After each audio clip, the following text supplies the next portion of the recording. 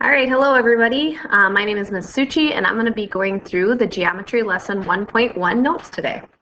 At the top of each of your notes pages, you will see that we have our objectives listed.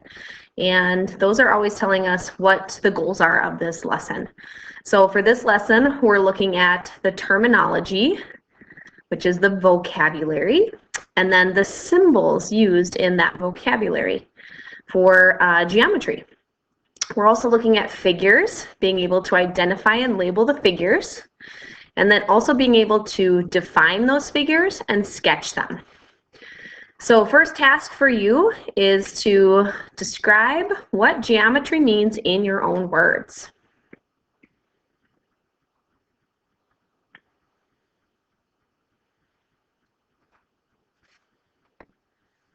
All right, now if we were to break down the word, we have the word geo, which means earth, and metris means measure. And when we put geometry together, it means the study of Earth's measure.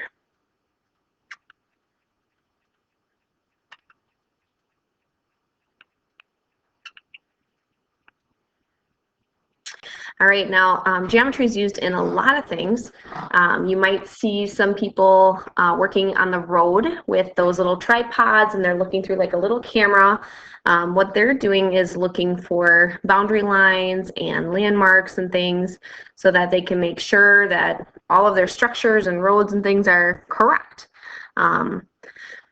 The Egyptians also did this, and they did it when the Nile River would flood. So it would change the landscape a little bit, but they would use geometry to figure out, oh yeah, this was my yard and this was your yard. So the Egyptians were using this way earlier. I can never spell Egyptians. There we go. Okay, now if we were to look in Webster, Webster has an official definition. It says that geometry is a branch of math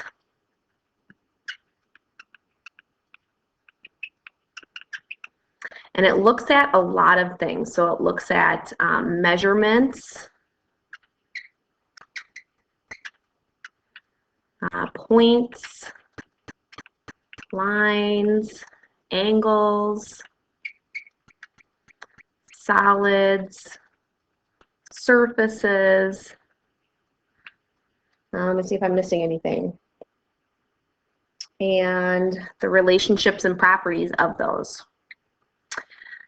All right, so now that we've covered what geometry means, we're actually going to dive into it and study those things, those points, lines, angles, solids, surfaces, measurements, and all different things that are related to geometry. So over on the right here begins our vocabulary or our terminology. So each of these words is going to have some sort of visual that goes with it. It's going to have some sort of annotation with it, so markings, certain ways of writing things. And then we'll have some sort of definition or properties that go with it. So to be a point, you've seen points in algebra a lot. Points are like coordinate points where you have a dot. And when you have a coordinate point or a point, you're always naming it with a capital letter. So maybe I'll put letter P for point. So they're named with capital letters.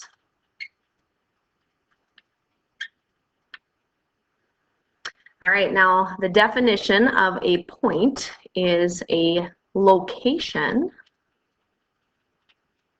that has no specific size. And again, it's represented by that dot and a capital letter. The point is one of the main building blocks of geometry because everything is made up of points. All right, the next word, line. So line seems like a simple geometry word, but it has a very specific definition in geometry itself. So to be a line, you have to be straight. You have to be continuous, which means there can't be any breaks in it. And you go on infinitely forever in two directions. So it is a straight and continuous arrangement of infinitely many points. So it's actually, if you were to zoom in really close on that line, you would see point, point, point, point, point, point, all smashed together. So they're all going together in that same direction, both to the right and to the left in this case. So the properties of it are that they are infinite, and they go in two directions. Okay, now when we name a line, we're actually naming some of the points on the line. So even though there's infinite number of points on here, I'm going to emphasize just two of them, and it can be anywhere on the line. Whenever I have a point, I have to name it with a capital letter, so I'll just do A and B. And then for our line, we're naming it with two capital letters, which are our points, and we kind of just smash those two letters together. So A and B. I could reverse them if I wanted to, B, A, that would work too. And then above that, to represent the line itself, and not just two separate points, we actually make a little mini picture of a line. And that's it. All right, the next one, a plane. Now a plane is actually kind of like a piece of paper where it's a flat surface and it's where we can put all of our lines and points on. But if you're thinking three-dimensionally in our world here, we have planes everywhere. We just don't have specific walls showing those planes. But you can think of, there's a layer in all of this space around us, and each layer might have different points on it depending what's in that layer. So what we're going to represent a plane with is like a sheet of paper. So an example of a plane is paper. And this gives us a space, a flat surface that has a width and a length, but it's not a specific thickness. And it allows us to draw on all of our geometry things in a plane. So a plane has a width and length, but no thickness. It's a flat surface that extends infinitely in both directions. When we name a plane, because it has so many points on it, we do name it with a capital letter, but we're not emphasizing one specific point. But that capital letter has to be cursive. I suck at cursive letters. So I just do a capital letter and then I make it look fancy to make it look cursive. So it's named with a capital cursive letter.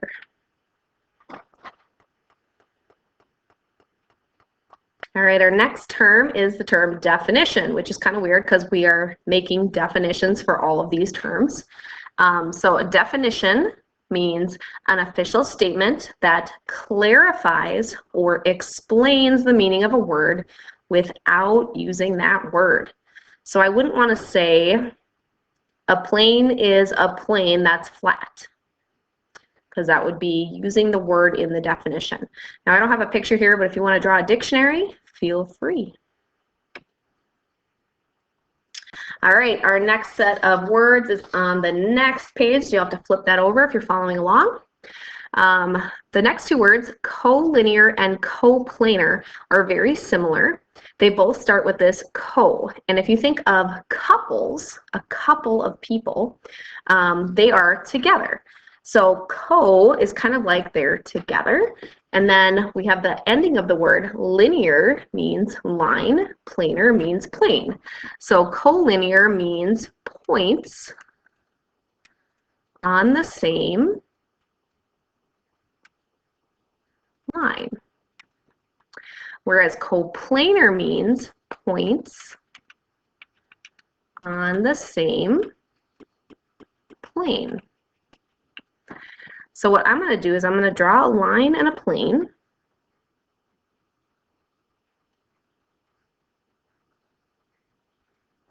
And then I'm going to put some points on there. So these points here on the line are all collinear. call it A, B, and C. And these points on the plane here are all coplanar. I'll call those A, B, and C. But then I'm going to give you an example of one that's not on the plane or not on the line. So over here, we got point D. He is not on the same line, so he is not collinear.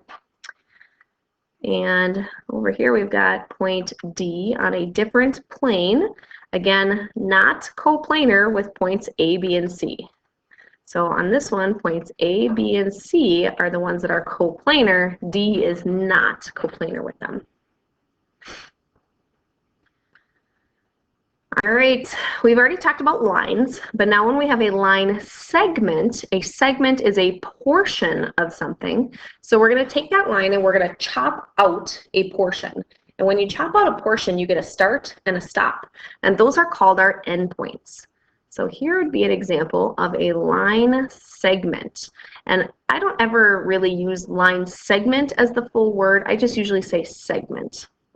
But a line segment consists of 2 points called endpoints.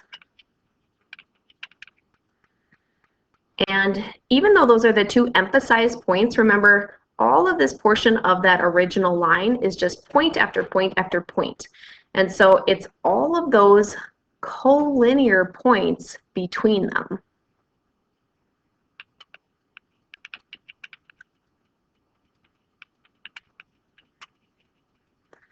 So those points in between the 2 endpoints are on that same straight portion. They are collinear with the endpoints.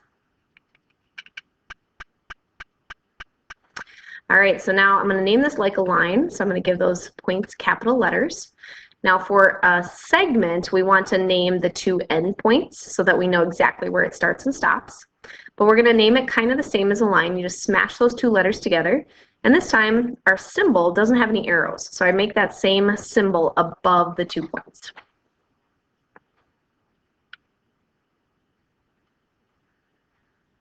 All right, our next term is congruent line segments. And that means, obviously, more than 1 segment. So I'm going to make 2. And the word congruent means that they are the exact same size and shape. So segments have a clear definition of what they are. So we just need the 2 segments that are the exact same size. Now, I didn't measure this. I'm kind of eyeballing it. But I purposely drew them going in different directions because where they're placed does not matter. They just have to have the same measurement or the same length. So line segments are congruent if and only if they have the same length or measurement. All right, now I could take a ruler and measure and say, oh, that's 5 centimeters and this one's 5 centimeters. But in math, we have a lot of notation that you can also use. So maybe I don't have a ruler handy, but I do know that they're the same length. So by putting in hash marks that are identical on both figures, it is referencing that they are the same length. So identical hash marks represent congruent segments. Now I can also write this as a math statement. So let's call this one segment AB and this one segment CD. I can write that segment AB is the same length as segment CD, or they are congruent. And the symbol for congruent is an equal sign with a squiggly above it. So this right here is the symbol for the word congruent. So this is called a math sentence.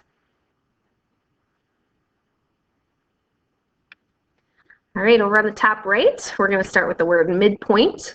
And again, has the word point in there. So obviously we're dealing with a point. And if I think of the part mid, I'm thinking of middle. So to be in the middle of something, you have to have something that is a segment of something, a start and a stop. So I'm going to draw a segment. And to be the midpoint, it would have to be in the middle.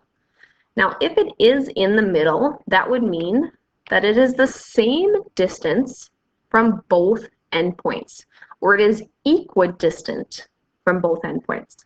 Now I could, again, take a ruler and measure, or I could just use some markings. So by having the same two congruent set of markings here, I'm saying that these two parts are in fact equal. So the midpoint of a segment is the point on the segment that is the same distance from both endpoints.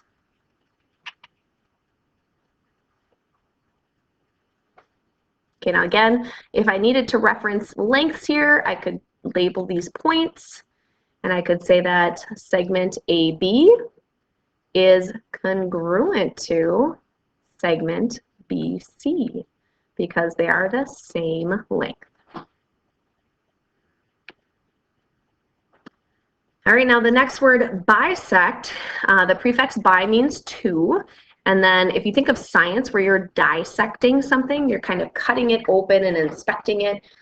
Bisect's kind of the same way. So we're cutting it into two equal parts, which is exactly what we did up here for midpoint. So you could copy the exact same picture because a midpoint bisects a segment. But it doesn't have to be a point that does it. It could be a line that's slicing through the segment at the midpoint. So I'm going to draw a different example just so you have some variety here. So here we'll do AC again. We're still going to slice through the middle of this, so I can still call this B. But maybe this time I'm going to slice it with a line instead of just the point itself. Now, because this is getting bisected, it does mean that those two halves are the same. So bisected means to cut in half, or you could say into two congruent parts.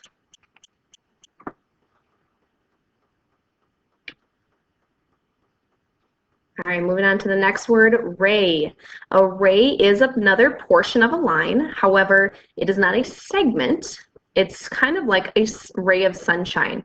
So if I think of a sun, these rays start at the sun and come out. And so I'm starting at a location and then I'm going in a certain direction. So this is called a ray, where it contains an endpoint and then all of these points that are going in that same direction, one side of the endpoint. So they're all collinear. I'm having troubles.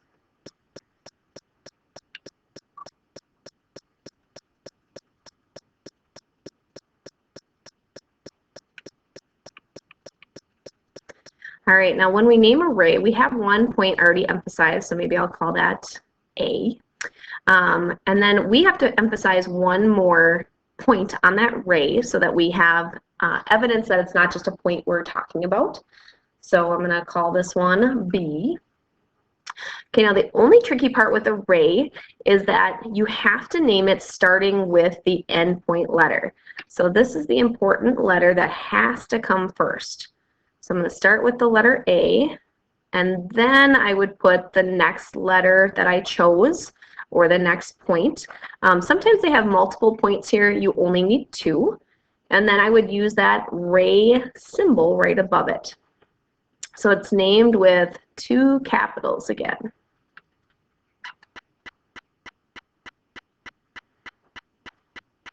And again, a ray is a portion of a line.